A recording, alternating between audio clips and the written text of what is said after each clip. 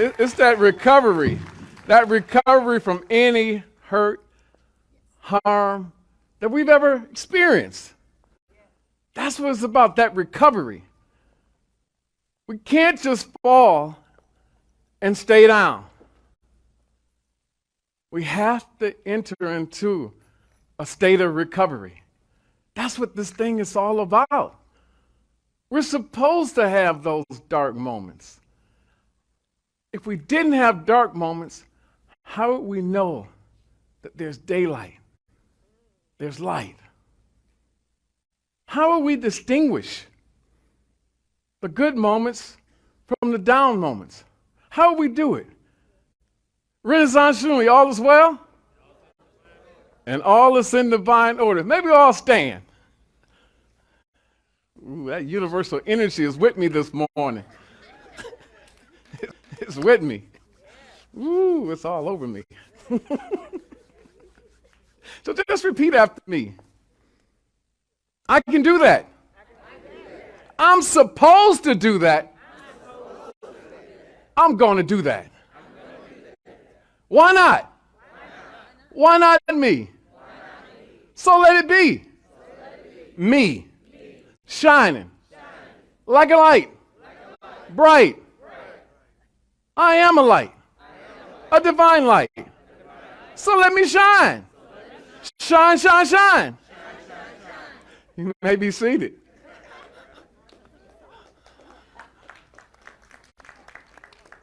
Why shouldn't we?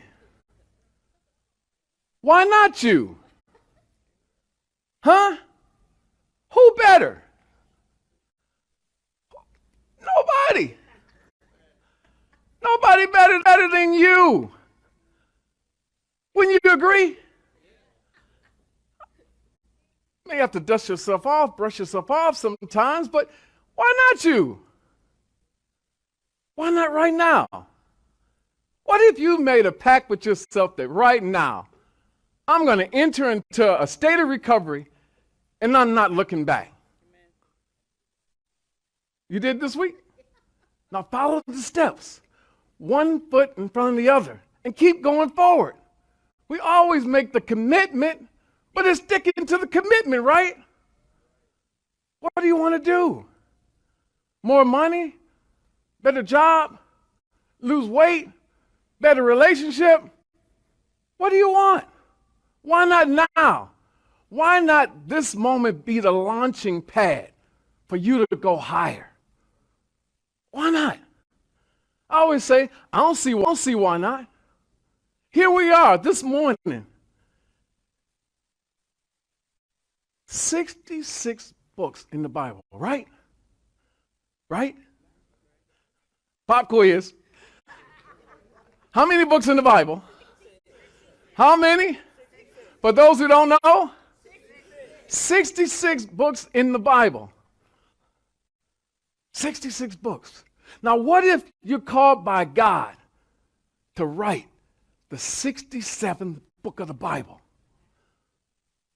What if you're called to say your life is the 66th book of the Bible? 67. I'm testing y'all. I'm testing y'all to see if y'all sharp on y'all game today. But what if it's you? The 67th book of the Bible. The book of Adam. The book of Leah. The book of Wilma. What if you're called? And the book is supposed to be something that's spellbinding. There's something about your life that's supposed to have down moments so you can have triumphant moments. You're supposed to have bad times and then talk about the good times. Talk about the dark periods of your life. I mean the dark periods of your life where you barely saw a speck of light. Down, down, down. Times when you were so broke, you didn't know what to do. No gas money. Rent due. Things falling apart. People dying around you. And then something happened. Something happened. What happened? The 67th book of the Bible is being written by you. God is calling you to write that book. Will you answer that call? Will you answer that call this morning? Not think about it. Not give me a couple days. Let me talk to my posse, my friends, my family. But let me commit today. Today. Think about that Bible. All the books all have the theme, rise up. Rise up. Rise up. Every book of the Bible, if you just condense it to 2 words, it's rise up. Rise up and remember who you are.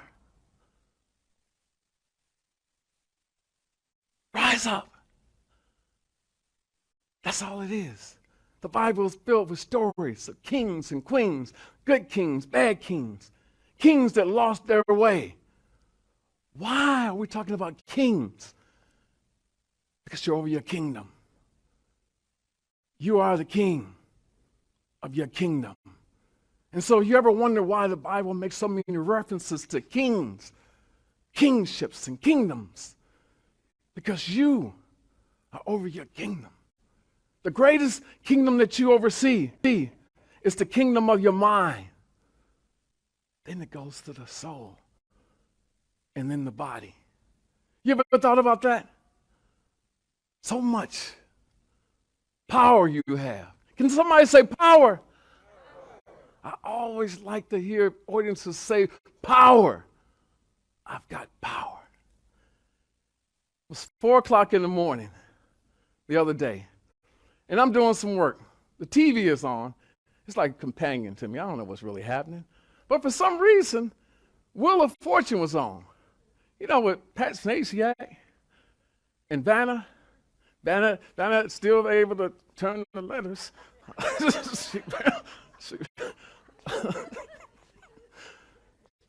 But the amazing thing about it, they ask for letters to puzzles, phrases. And it never fails that whenever I've seen an episode, like this was a rerun, but I'm there and I knew I'd seen it because I remember the contestants. But for some reason, I couldn't remember the pieces of the puzzle, the letters to form the words. But it never fails, though. Every time when they finish it and they say the phrase, I knew that. You ever play a game, watch one of them game shows and you say, I knew that. That's so common. I knew that. But what if life gives us a puzzle? Can you solve it? I want to give you a chance to win $1 million. Solve the puzzle. Solve the puzzle. Can we see that? This is a unity principle. 2 unity principles. I'm going to give you 3 vowels. Not 1, not 2, but 3 vowels. Can you solve this common unity principle, unity phrase, unity affirmation? Boom.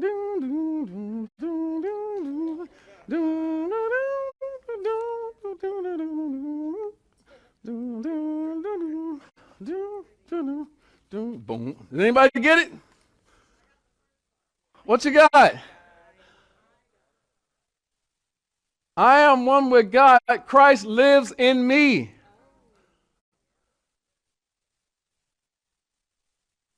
Reverend Wilma, what are we going to do with them? We teach them, all right, but there is no consolation prize today. Sorry. I'll keep that $1 million once it comes to me. But the thing about it, I am one with God. Christ lives in me. We hear that every week. It's the foundation for what we believe in this community. I am one with God. Christ lives in me.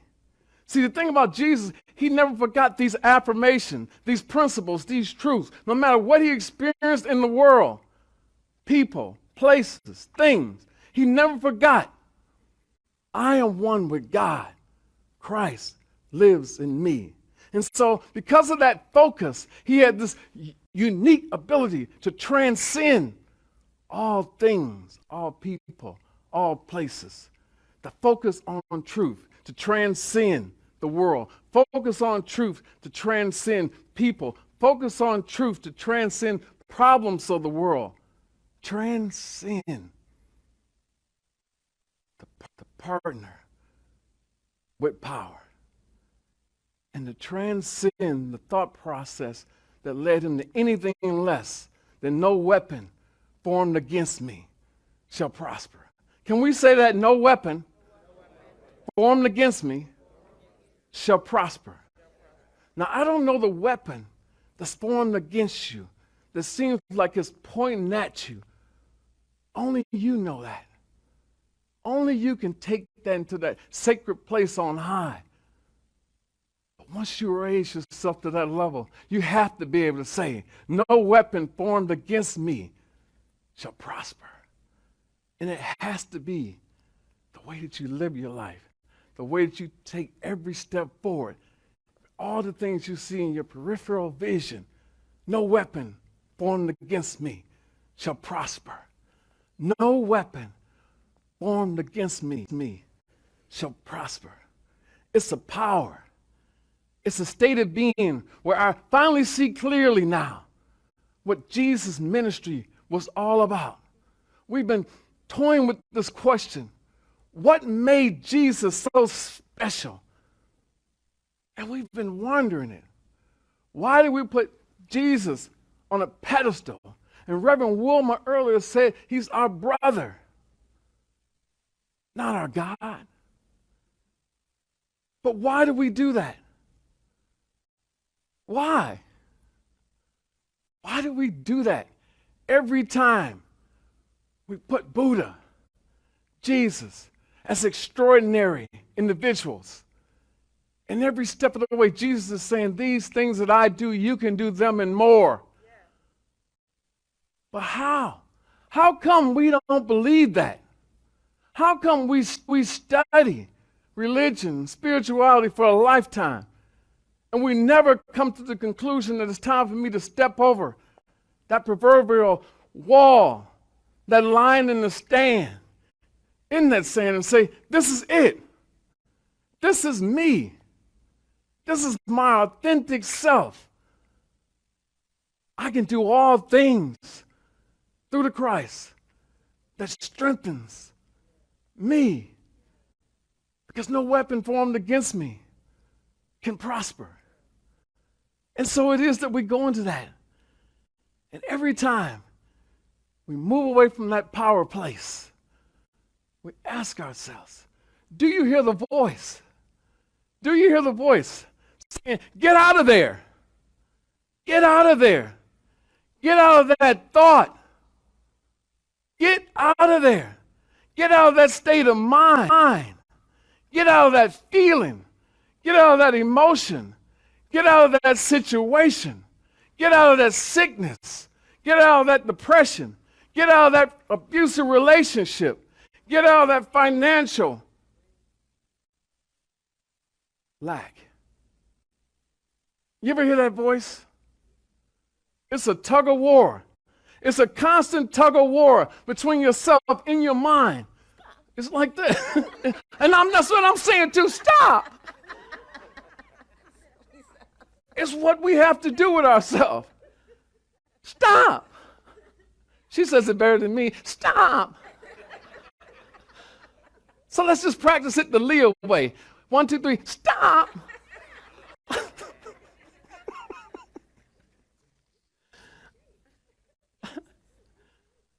Don't dwell on the situation. Dwell on your power. Because you have power. You have grace. You have mercy. And they'll follow you all the days of your life. If you'll get to the point every day where those thoughts try to enter into your mind, your spirit, your soul, if you just say, stop, wait a minute. You know, Leah and I were talking about a traffic stop that she experienced. And she engaged in this conversation with a police officer. And she was talking about the fast lane. And the police officer told her, ma'am, there is no such thing as a fast lane and a slow lane. There's one lane. But we get so caught up in this notion of our feelings and emotion. Where should I be in life? But where am I at? And what do I do to get there? It's so funny, the fast lane. Remember that song by the Eagles, Life in the Fast Lane? Life in the fast lane surely makes you lose your mind. Life in the fast lane. And that's what we do. We get into that fast lane of life and we just zoom, unaware of all of our surroundings. Life in the fast lane. I know about being in the fast lane because everybody would tell you. I wake up early in the morning and I'm just running through the day, running, being guided by a schedule, running, being guided by crisis situations, running by people in need, running by what I'm thinking I'm supposed to do, but lost while I'm running. There are so many days that at the end of the day, I check the ledger of how I use my time in relation to who I want to be. I said, my actions don't align with who I want to be. You ever sense that? At the end of the day.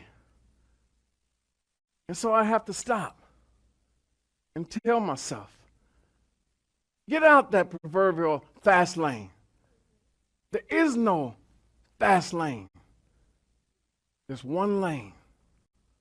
And that lane requires us to think about how we're using our time.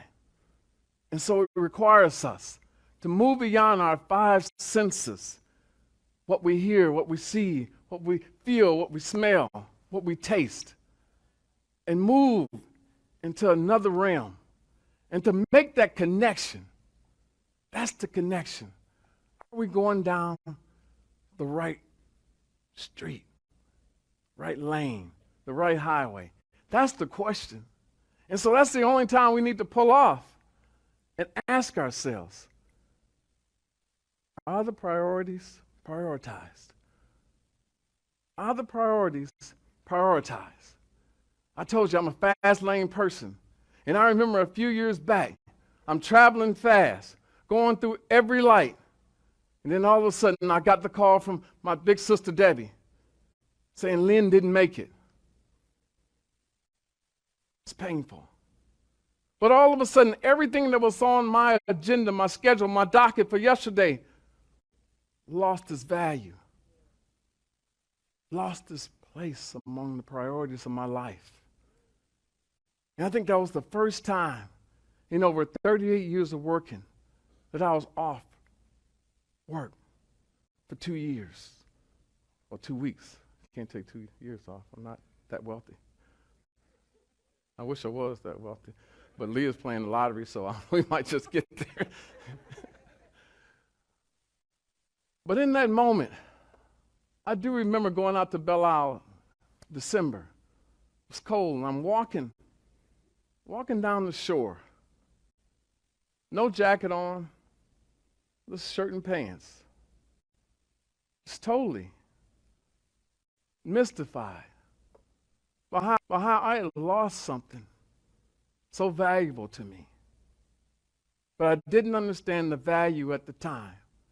And so when Adam talks about his father and the loss of a father, to lose a twin is one of the most devastating things I ever experienced. And so when we talk about, are your priorities prioritized? What's your answer? This morning, if I ask you that question, are your priorities prioritized? What would be your response to that? Not yet? 50-50? Working on it. And that's what we have to do. Take time to prioritize the priorities. I know there's things that push us and pull us, but we have to take that time to realign ourselves with the universal energy that says it's time to elevate. It's time to move on to a higher level. It's time to recover. And that's where we want to be. And so we pull over. We breathe. And we believe. Can we say breathe? Believe. Breathe. Believe. Believe. And it's that time in our life right now. Well, it's time for us to move into a new life and to start a new legacy. Knowing surely goodness and mercy shall follow us all the days of our life, if we're willing to move into the Lord's house and dwell in there forever.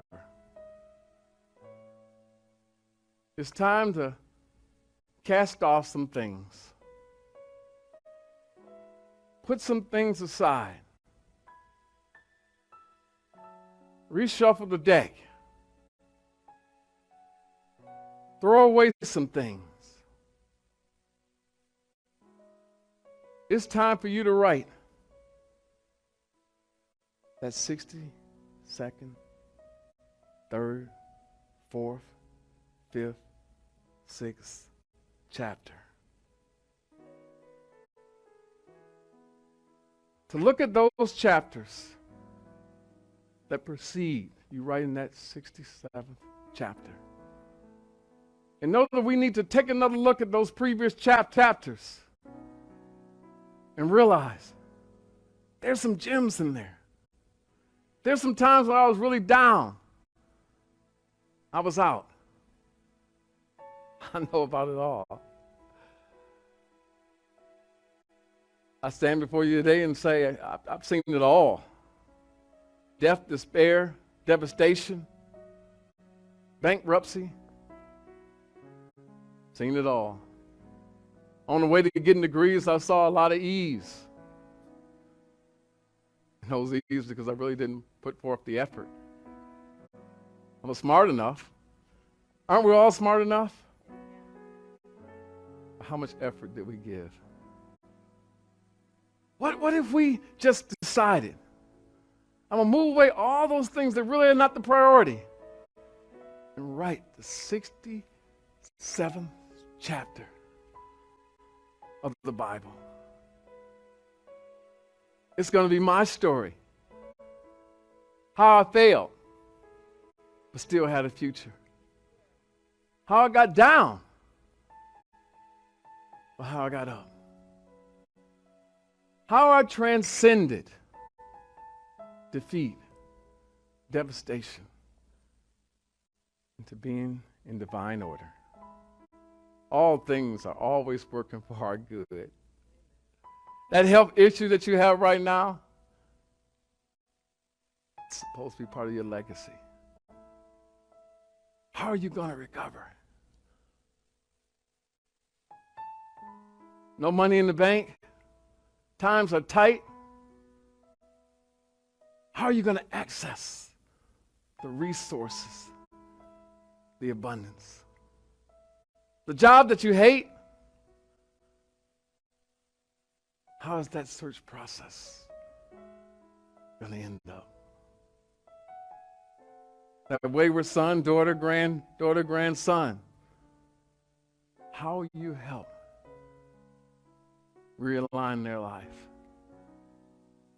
Those people that transition to the higher heaven, how will you reconnect with them, knowing that they went before you for a reason and they have knowledge that they want you to access right now?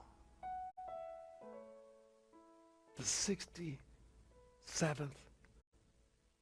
book of the Bible is ready to be written. Will you write it? Will you write your story into the Bible for all to see that we're here to transcend and to have a transcendence of a lifetime? When I look back over my life, some of the dark moments, sometimes I just cry. How did I get over, under, through, around? The grace. It's the mercy. The gift of God keeps on giving. The 67th book of the Bible. It's ready to be written. I have 14 different Bibles in my house, in my car, in my office, everywhere, as a reminder. But God woke me up on a Friday morning after one of my best friends called and said, I got cancer. I'm in stage 4. Pray for me. I said, man.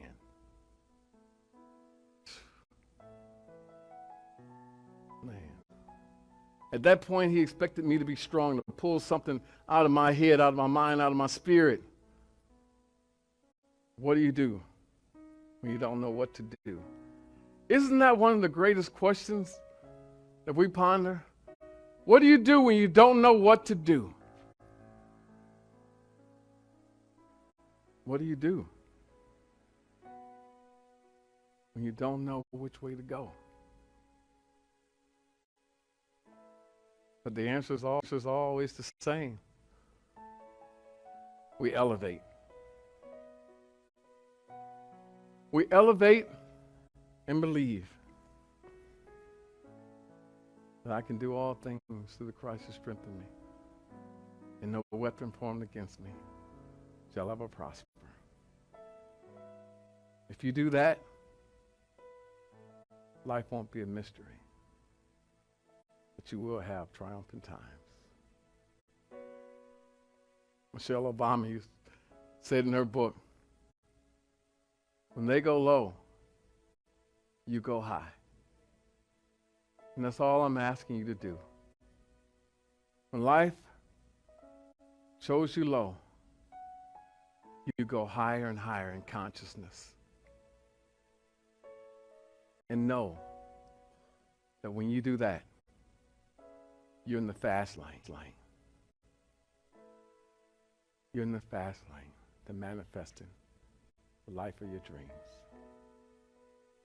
Can we say our affirmation together? Repeat after me. Straight from the heart, I am love. Straight from the heart, I have what it takes. Straight from the heart, I elevate my thought, my spirit, my emotions, my actions. Straight from the heart, I move forward with no doubt, no shame, no remorse. I am one with God, and the Christ lives in me. Thank you, Renaissance. I love you, and there's nothing you can do about it. Thanks for having me this morning. God bless you.